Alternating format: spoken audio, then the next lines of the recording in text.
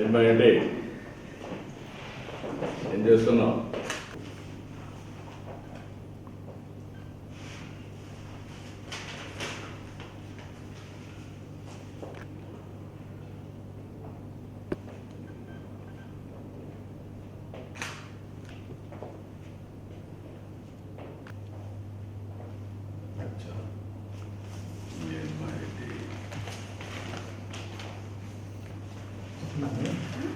ఎట్లా నీకు ఇంట్రెస్ట్ వచ్చింది? ఆర్టికల్ ఇచ్చారు వీళ్ళ గురించి December 1st. సో దాన్ని నేను చదివి వాళ్ళకి లెటర్ రాశాను డీజీ సార్కి. సో మళ్ళీ January 7th మాకు లెటర్ వచ్చింది, మీరు బార్డర్ చూడొచ్చు, మేము టికెట్స్ అన్నీ బుక్ చేసి పెట్టాము అని బార్డర్ చూపించారు తీసుకెళ్ళి. మళ్ళీ అక్కడి నుంచి బార్డరు అక్కడ బలియా వాళ్ళ అక్కడ వాళ్ళు ఓడిపోయారు పాకిస్తాన్, అప్పుడు వాళ్ళు వెళ్ళిపోయినారు. అక్కడే వాళ్ళ ట్యాంక్స్ అన్ని వదిలేసి వెళ్ళిపోయారు. సో వాటిని లాంగే వాళ్ళలో ఎగ్జిబిషన్ గా పెట్టారు. ఇప్పుడు ఏం చేయాలనుకున్నావు? What is your goal? DG sir వద్దామని.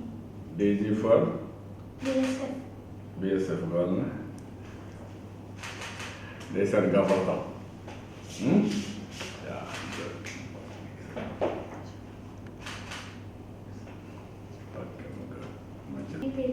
అక్కడ 2 నిమిషాలు మీ గురించి మాట్లాడచ్చా? ఓకే, తప్పకుండా మాట్లాడు.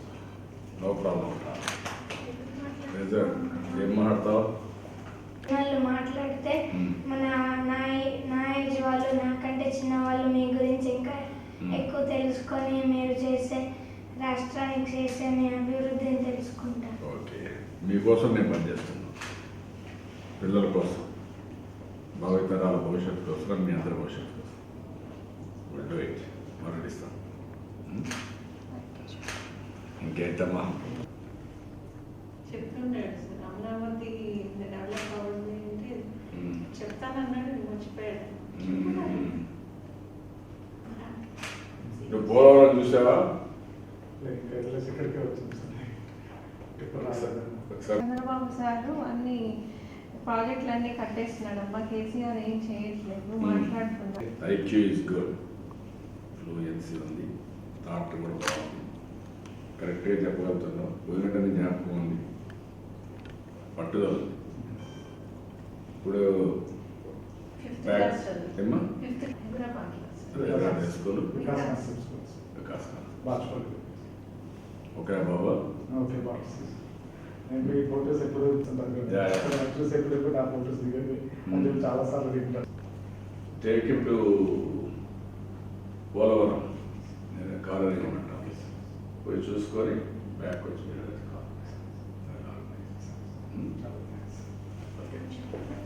గుడ్.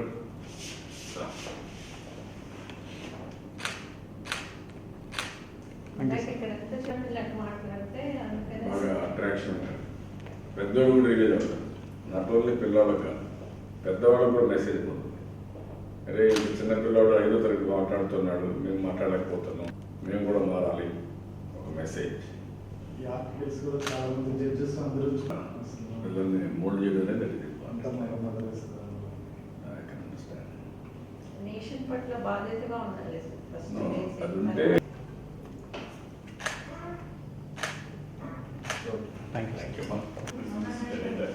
మహారాజు మాత్రం